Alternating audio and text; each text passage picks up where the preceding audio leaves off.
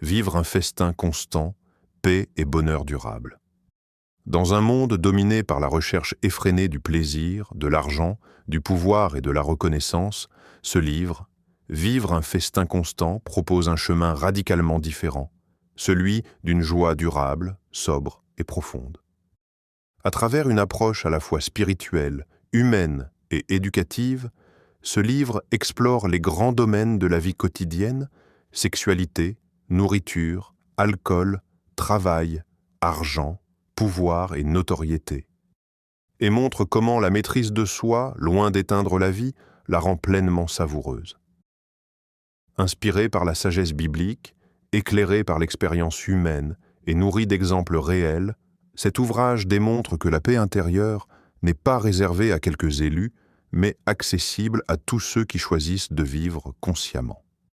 Ce livre s'adresse à ceux qui sont fatigués de courir après un bonheur qui échappe toujours, veulent jouir de la vie sans devenir esclaves de leurs désirs, cherchent une paix stable au milieu des pressions modernes, aspirent à une foi incarnée, mature et équilibrée. Vivre un festin constant, ce n'est pas renoncer à la vie, c'est apprendre à la vivre pleinement sans se perdre. Résister aux désirs de la chair, la luxure, les excès, l'ivresse, la convoitise, n'est pas une perte, mais un gain profond. Celui qui se maîtrise ne vit pas dans la frustration, mais dans l'ordre intérieur. Les désirs incontrôlés agitent l'âme. Ils créent des conflits intérieurs, des remords, de la culpabilité et une instabilité émotionnelle permanente. En revanche, celui qui apprend à dire non découvre une paix durable. Cette paix n'est pas liée aux circonstances, mais à une conscience alignée. Grâce à ce livre, nous allons voyager dans la culture de la maîtrise de soi, en analysant chaque aspect de la vie, comment vivre un festin constant, le vrai bonheur et la véritable paix. Veuillez télécharger le livre sur Apple Book. Le mot « hédonisme » vient du grec ancien « hédon », qui signifie « plaisir ». À l'origine, l'hédonisme désigne une doctrine philosophique selon laquelle la recherche du plaisir constitue le but principal de l'existence humaine. L'hédoniste est donc celui qui oriente sa manière de vivre, ses choix et ses priorités vers la satisfaction de ses désirs et l'évitement de toute forme de souffrance. Cette vision de la vie, séduisante en apparence, a traversé les siècles et continue d'influencer profondément la pensée et les comportements humains. À cette époque, la recherche du plaisir devint un mode de vie collectif.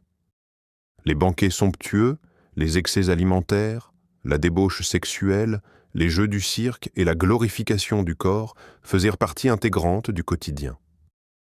Le plaisir n'était plus un simple agrément de la vie, mais une finalité absolue. Les récits historiques témoignent d'une escalade constante dans la recherche de sensations, signe que le plaisir, loin de combler le cœur humain, exige toujours davantage. Cette dynamique a laissé une empreinte durable dans l'histoire et se retrouve aujourd'hui sous des formes modernisées, où la consommation, le divertissement et la satisfaction immédiate des désirs sont érigés en idéaux de vie. C'est pourquoi ce livre, Vivre un festin constant, nous guide comment vivre de manière équilibrée tout en conservant une paix et un bonheur durable dès maintenant. Lisez votre copie sur système.io, le lien direct est dans la description. Un soir, alors que les rois partaient habituellement au combat, David resta chez lui. Oisiveté, confort, relâchement intérieur. Il aperçut Bathsheba, la femme d'un autre homme. Ce regard, qui aurait pu être détourné, fut entretenu. Le désir des yeux devint désir de la chair. David, pourtant habitué à la discipline et à l'écoute de Dieu, laissa cette pulsion grandir. Les sciences actuelles expliquent ce processus avec clarté. Un désir non maîtrisé active le circuit de la récompense dans le cerveau.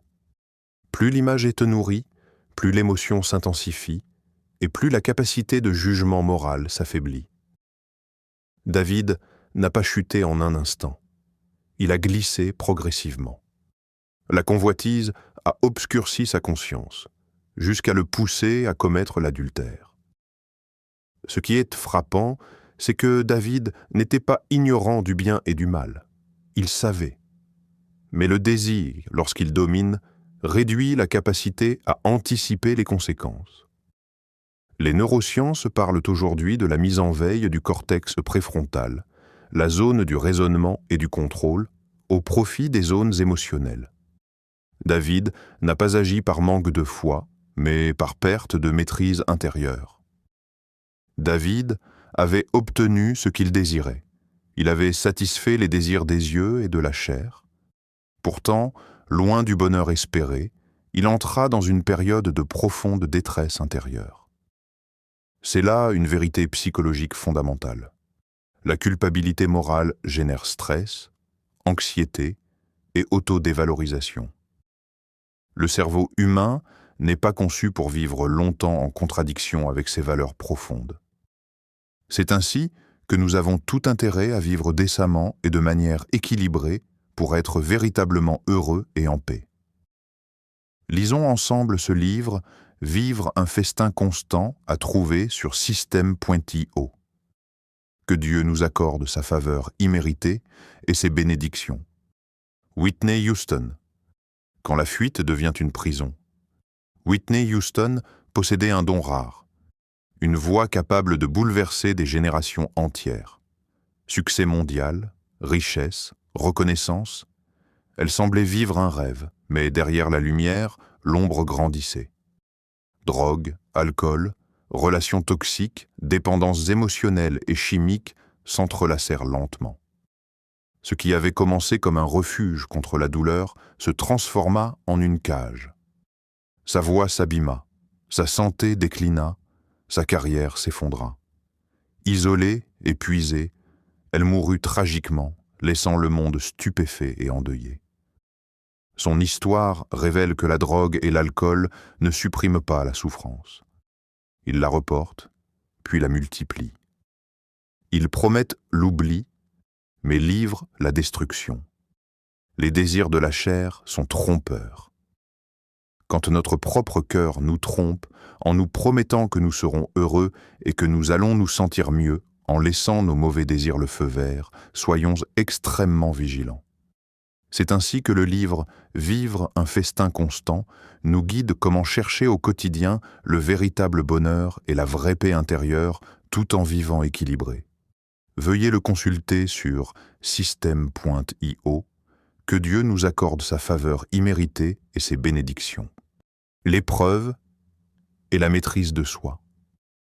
Lorsque David faillit, il montra la fragilité de l'homme face à ses pulsions. Mais sa vie enseigne aussi que le vrai bonheur est accessible lorsque l'on refuse de se soumettre à ses mauvais désirs. Les études psychologiques modernes montrent que la maîtrise de soi, l'autodiscipline et le contrôle des impulsions ne sont pas des contraintes, mais des clés du bien-être durable.